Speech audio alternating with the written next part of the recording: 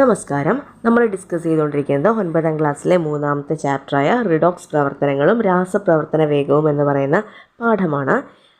ഒരു രാസപ്രവർത്തനത്തിൻ്റെ വേഗത എന്തൊക്കെ ഫാക്ടേഴ്സിനെ ഡിപ്പെൻഡ് ചെയ്യുന്നു എന്നാണ് നമ്മൾ ഇന്നത്തെ ക്ലാസ്സിൽ പഠിക്കാൻ പോകുന്നത്. നമുക്ക് പാഠത്തിലേക്ക് കിടക്കാം. രാസപ്രവർത്തന വേഗം. നിത്യജീവിതത്തിൽ വിവിധങ്ങളായ രാസപ്രവർത്തനങ്ങൾ നമ്മൾ നിരീക്ഷിച്ചിട്ടുണ്ട്. ഇവയിൽ ചില പ്രവർത്തനങ്ങൾ നമുക്ക് നോക്കാം. വിറക് കത്തുന്നത്, ഇരുമ്പ് തുരുമ്പിക്കുന്നത്, പടക്കം പൊട്ടുന്നത്, പാല് തൈരായി മാറുന്നത്. ഇവിടെ നൽകിയ പ്രവർത്തനങ്ങളെല്ലാം ഒരേ വേഗത്തിലാണോ നടക്കുന്നത്? രാസപ്രവർത്തനങ്ങളുടെ വേഗം കൂട്ടുകയോ കുറയ്ക്കുകയോ ചെയ്യേണ്ട സന്ദർഭങ്ങൾ ഉണ്ടാകാറില്ലേ? ഇരുമ്പ് തിരുമ്പിക്കുന്ന പ്രവർത്തനത്തിൻ്റെ വേഗം വളരെ പതിയായിരുന്നെങ്കിൽ എന്ന് നമ്മൾ ചിന്തിച്ചിട്ടുണ്ടാവും അല്ലേ? അതുപോലെ വിറക് കത്തുന്നത് കുറച്ച് വേഗത്തിലായിരുന്നെങ്കിൽ എന്ന് നമ്മൾ ചിന്തിച്ചിട്ടുണ്ടാവും. വിറക് കത്തുന്ന പ്രവർത്തനം വേഗത്തിലാക്കാൻ സാധാരണയായി നമ്മൾ എന്തൊക്കെ മാർഗങ്ങളാണ് നമ്മൾ ചെയ്യാറുള്ളത്? കൂടുതൽ വായു ലഭ്യമാക്കുന്നു, കുറച്ച് മണ്ണെണ്ണ നമുക്കതിൽ ഒഴിച്ചു കൊടുക്കാം. ഇനി നല്ല ഡ്രൈ ആയിട്ടുള്ള വുഡാണെങ്കിൽ നല്ല ഉണങ്ങിയ വിറകിനെ ചെറിയ ചെറിയ കഷ്ണങ്ങളാക്കി മാറ്റാം. ഇവയെല്ലാം തന്നെ വിറക് കത്തുന്ന പ്രവർത്തനത്തിൻ്റെ വേഗത കൂട്ടുന്നതാണ്. അങ്ങനെയെങ്കിൽ നമുക്ക് പറയാം, ചില ഘടകങ്ങൾ രാസപ്രവർത്തന വേഗതയെ സ്വാധീനിക്കുന്നുവെന്ന് നമുക്ക് പറയാം.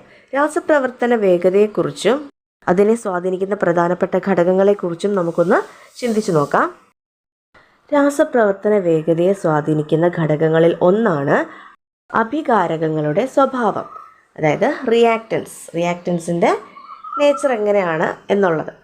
നമുക്കൊരു ചെറിയ എക്സ്പെരിമെൻറ്റിലൂടെ അഭികാരകങ്ങളുടെ സ്വഭാവം എങ്ങനെയാണ് രാസപ്രവർത്തന വേഗത്തെ സ്വാധീനിക്കുന്നത് എന്ന് നമുക്കൊന്ന് നോക്കാം. അതിനായി നമ്മൾ നേർപ്പിച്ച ഹൈഡ്രോക്ലോറിക് ആസിഡ് എടുക്കുന്നു. സിങ്ക്, മെഗ്നീഷ്യം എന്നീ ലോഹങ്ങളുടെ പ്രവർത്തന വേഗം ഒരുപോലെ ആണോ അല്ലയോ എന്ന് നമ്മളൊന്ന് പരീക്ഷിച്ച് നോക്കാൻ പോവുകയാണ്. എന്തൊക്കെ വസ്തുക്കളാണ് നമ്മൾ പരീക്ഷണം ചെയ്യാൻ വേണ്ടിയിട്ട് എടുത്തിരിക്കുന്നത്?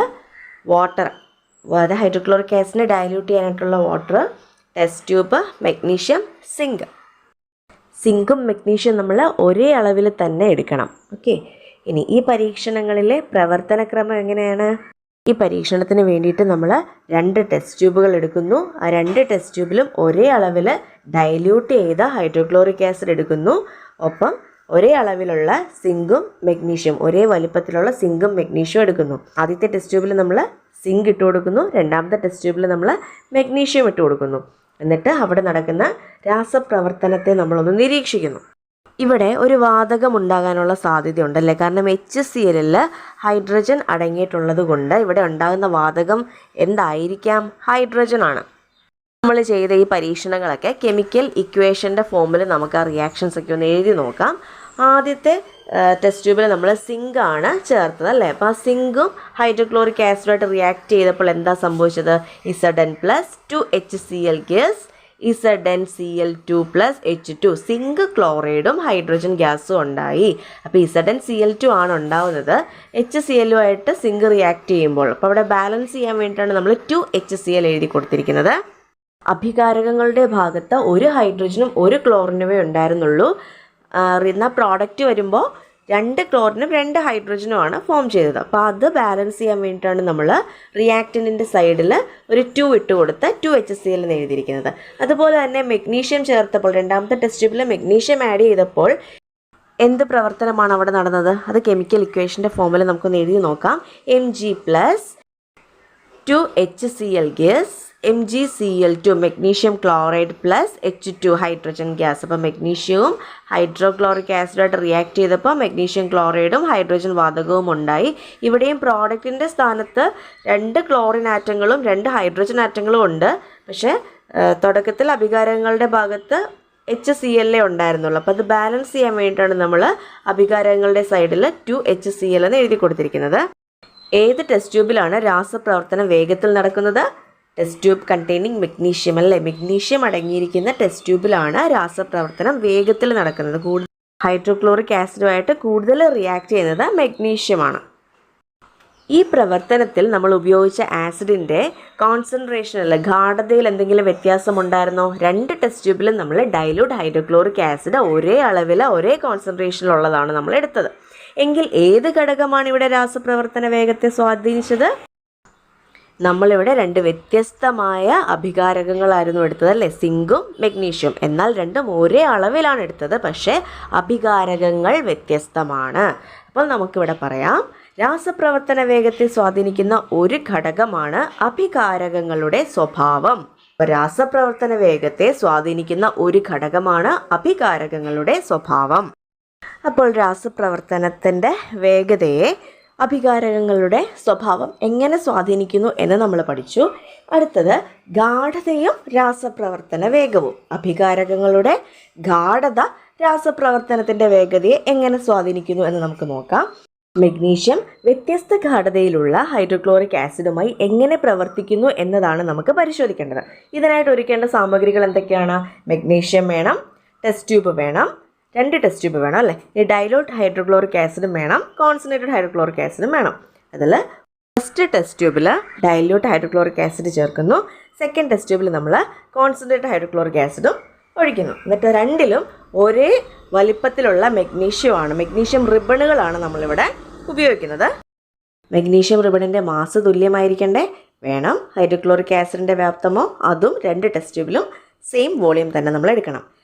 2 ടെസ്റ്റ് ട്യൂബുകളിലും ഒരേ മാസുള്ള മഗ്നീഷ്യം റിബണുകൾ എടുക്കുക. ഒന്നിൽ ഗാഢ ഹൈഡ്രോക്ലോറിക് ആസിഡും മറ്റേതിൽ നേർപ്പിച്ച ഹൈഡ്രോക്ലോറിക് ആസിഡും തുല്യ വ്യാപ്തം വീതം ചേർക്കണം. 2 ടെസ്റ്റ് ട്യൂബിലുള്ള ഹൈഡ്രോക്ലോറിക് ആസിഡിൻ്റെ വ്യാപ്തവും സെയിം ആയിരിക്കണം. എടുക്കുന്ന മഗ്നീഷ്യം റിബണിൻ്റെ മാസും രണ്ടിലും സെയിം തന്നെ ആയിരിക്കണം. ഫിഗർ നോക്കുക. ഫസ്റ്റ് ടെസ്റ്റ് ട്യൂബിൽ കോൺസെൻട്രേറ്റഡ് HCl-ഉം മഗ്നീഷ്യം റിബണുമാണ് എടുത്തിരിക്കുന്നത്. അവിടെ ഉണ്ടായിട്ടുള്ള നമ്പർ ഓഫ് ബബിൾസ് നോക്കുക. കമ്പാരിറ്റീവ്ലി കുറച്ച് കൂടുതലാണെന്ന് നമുക്ക് കാണാം. ഇനി രണ്ടാമത്തെ ടെസ്റ്റ് ട്യൂബിൽ നമ്മൾ ഡൈലൂട്ട് ഹൈഡ്രോക്ലോറിക് ആസിഡും മഗ്നീഷ്യം റിബണാണ് അതിൽ ഡിപ്പ് ചെയ്തിരിക്കുന്നത്. അവിടുത്തെ നമ്പർ ഓഫ് ബബിൾസിൻ്റെ എണ്ണം ഒന്നാമത്തേനെ അപേക്ഷിച്ച് കമ്പാരിറ്റീവ്ലി കുറവാണ്. ഇതിൽ നമ്മുടെ നിരീക്ഷണങ്ങൾ രേഖപ്പെടുത്താൻ പറഞ്ഞിട്ടുണ്ട്. ഫസ്റ്റ് ടെസ്റ്റ് ട്യൂബിൽ എന്താ സംഭവിക്കുന്നത്?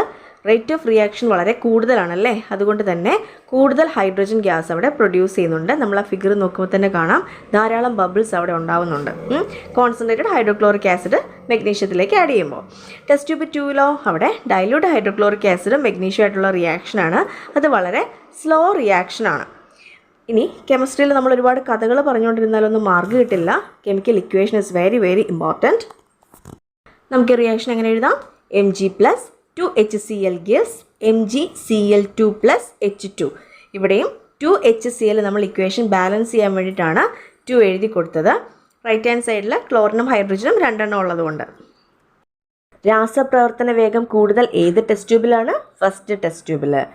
ഏത് ടെസ്റ്റ് ട്യൂബിലാണ് യൂണിറ്റ് വ്യാപ്തത്തിൽ കൂടുതൽ HCl തന്മാത്രകൾ ഉൾക്കൊള്ളുന്നത്? അതും ഫസ്റ്റ് ടെസ്റ്റ് ട്യൂബിൽ തന്നെ. കൂടുതൽ കോൺസെൻട്രേഷൻ ഏത് ടെസ്റ്റ് ട്യൂബിലാണെന്നാണ് ചോദിച്ചിരിക്കുന്നത്. തന്മാത്രകളുടെ എണ്ണം കൂടുന്നത് രാസപ്രവർത്തന വേഗം വർദ്ധിപ്പിക്കാൻ കാരണമാകുന്നുണ്ടോ? ഉണ്ടെന്ന് നമ്മൾ കണ്ടു അല്ലേ. ഇതിന് എന്താണ് കാരണമെന്ന് നമുക്കൊന്ന് നോക്കാം. അഭികാരകങ്ങളുടെ ഗാഢത കൂടുന്തോറും യൂണിറ്റ് വ്യാപ്തത്തിലെ തന്മാത്രകളുടെ എണ്ണവും ഫലവത്തായ കൂട്ടിമുട്ടലുകളുടെ എണ്ണവും കൂടുന്നു. തൽഫലമായി രാസപ്രവർത്തനം വേഗത്തിൽ നടക്കുന്നു. റിയാക്റ്റൻസിൻ്റെ കോൺസെൻട്രേഷൻ കൂടുന്നതനുസരിച്ച് ഒരു യൂണിറ്റ് വോളിയത്തിലെ മോളിക്യൂൾസിൻ്റെ എണ്ണം കൂടും. അതുകൊണ്ടുള്ള മെച്ചം എന്താണ്? ഒരു യൂണിറ്റ് വോളിയത്തിലെ നമ്പർ ഓഫ് മോളിക്യൂൾസിൻ്റെ എണ്ണം കൂടുന്നതനുസരിച്ച് കൊളിഷൻ്റെ എണ്ണം കൂടും. അതായത് കുറച്ച് സമയം കൊണ്ട് ഒരുപാട് മോളിക്യൂൾസുകൾ തങ്ങളിൽ കൂട്ടിയിടി നടക്കും. കാരണം തൊട്ടടുത്തടുത്തായിട്ടായിരിക്കും ഓരോ മോളിക്യൂൾസും ഉണ്ടാവുക. അതുകൊണ്ട് തന്നെ കുറഞ്ഞ സമയം കൊണ്ട് അങ്ങോട്ടും ഇങ്ങോട്ടും കൂട്ടിയിടിക്കാനും അതിൻ്റെ ഫലമായിട്ട് റിയാക്ഷൻ വളരെ വേഗത്തിൽ നടക്കാനും പ്രോഡക്ട്സ് ഉണ്ടാകാനും കാരണമാകുന്നു. കുറച്ച് സമയം കൊണ്ട് കൊളിഷൻ്റെ എണ്ണവും കൂടുന്നു, റേറ്റ് ഓഫ് റിയാക്ഷനും കൂടുന്നു.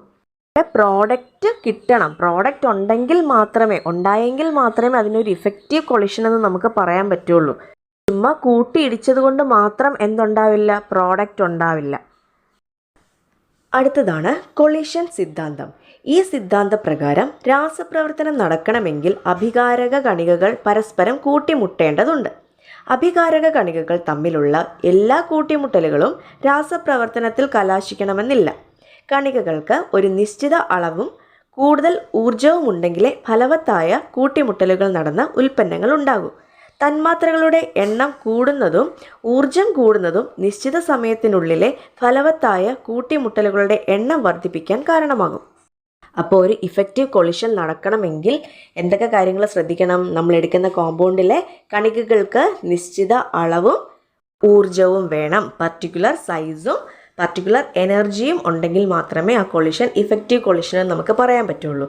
അതുപോലെ തന്നെയാണ് കോൺസെൻട്രേഷനും. നമ്മളെടുക്കുന്ന അഭികാരകങ്ങളിലെ കണികകളുടെ കോൺസെൻട്രേഷൻ കൂടുന്നതനുസരിച്ച്, എണ്ണം കൂടുന്നതനുസരിച്ച് അടുത്തടുത്തായിട്ട് കണികകൾ വരുമ്പോൾ എന്ത് സംഭവിക്കും? കൊളിഷൻ്റെ എണ്ണം കൂടും. ഇപ്പോൾ മോളിക്യൂൾസിൻ്റെ എണ്ണം കൂടുന്നതും എനർജി കൂടുന്നതും ഇഫക്റ്റീവ് ആയിട്ടുള്ള ഒരു കൊളിഷൻ ഉണ്ടാകാനായിട്ടും നല്ലൊരു റിയാക്ഷൻ നടന്ന് പ്രോഡക്റ്റ്സ് ഉണ്ടാകാനായിട്ട് സഹായിക്കും. അപ്പോൾ ഇന്നത്തെ ക്ലാസ്സിൽ നമ്മൾ എന്താണ് പഠിച്ചത്? ഒരു കെമിക്കൽ റിയാക്ഷൻ്റെ വേഗത എന്തിനെയൊക്കെ ഡിപ്പെൻഡ് ചെയ്തിരിക്കുന്നു? അഭികാരകങ്ങളുടെ സ്വഭാവത്തിനെയും അവയുടെ കോൺസെൻട്രേഷനെയും ഡിപ്പെൻഡ് ചെയ്തിരിക്കും എന്ന് നമ്മൾ പഠിച്ചു. ക്ലാസ് എല്ലാവർക്കും മനസ്സിലായെങ്കിൽ, ഇഷ്ടപ്പെട്ടുവെങ്കിൽ സപ്പോർട്ട് ചെയ്യുക. താങ്ക്